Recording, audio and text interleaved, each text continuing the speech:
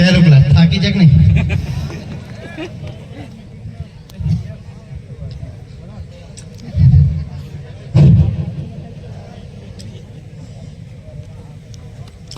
જય આદિવાસી.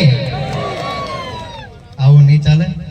અહીંયા આદિવાસી ની જય બોલાવવા વાળાનો પણ વિરોધ કરે એવા ચમચા ચેલા ચપાટાઓને પણ કાન સુધી ચૂલા સુધી સંભળાવવું જોઈએ. બરોબર?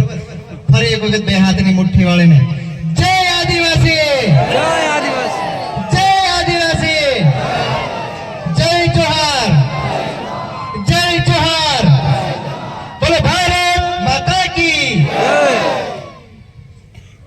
આજરોજ આપણે જાંબુઘોડાના ક્રાંતિકારી ક્રાંતિવીર એવા રૂપસિંહ નાયક તેમજ જોરિયા પરમેશ્વર નાયકની પ્રેરિત ભૂમિ એવી ગળોદની ભૂમિ ભીકાપુરા કદવાલની વચ્ચે આવેલું ગીરમાળાઓની હારમાળાઓની વચ્ચે ગળોદ ગામમાં ઉપસ્થિત અને આપણા આજે પરિવર્તન સભામાં ઉપસ્થિત આપણા ગુજરાતના અને આદિવાસી સમાજના એવા હર હંમેશ ને હર વિસ્તારમાં હર જગ્યા પર એવા આપણા આદિવાસી સમાજનો મસીહા તરીકેનું બિરુદ મેળવેલ છે એવા આપણા ચૈતરભાઈ વસાવા તેમજ આપણા વિદ્યાર્થીઓના તેમજ વિદ્યાર્થીનીઓ તેમજ યુવા મિત્રોના હર હંમેશ માટે ગુજરાત સરકાર સામે હોય કે ગુજરાતના ખૂણે ખૂણે યુનિવર્સિટીઓમાં જે અવાજ લડતા હોય એવા આપણા યુવરાજસિંહ જાડેજા તેમજ આપણા આમ આદમી પાર્ટીના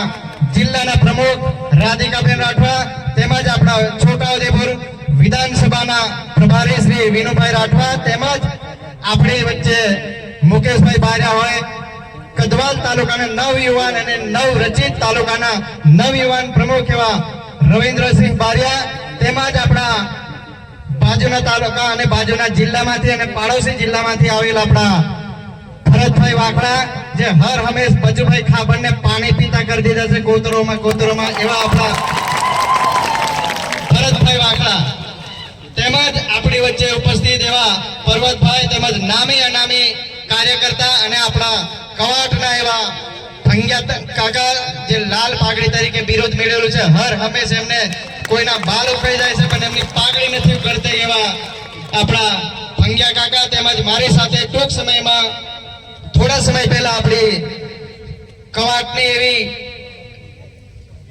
ભાજપના હજુ લગભગ એ રેલીના સપના સાહેબ આવે છે. આપણે જે રેલી કરી હતી ને એ રેલીના સપના હજુ ભાજપના ચમચાઓને એ સપના ઊંઘવા નથી દેતા અને એ રેલીમાં આપણી સાથે નવયુવાન એવા પરેશભાઈ રાઠવા આપણી સાથે જોડાયા હતા. એવા પરેશભાઈ પણ આપણી સાથે ઉપસ્થિત છે તેમજ બધા જ નામી અનામી કાર્યકર્તાઓ તેમજ ભાઈઓ બહેનો પ્રેસ મીડિયાના મિત્રો તેમજ ઇલેક્ટ્રિક મીડિયાના મિત્રો આપણે પરિવર્તન લગભગ કરવા ભેગા થયા છે ને.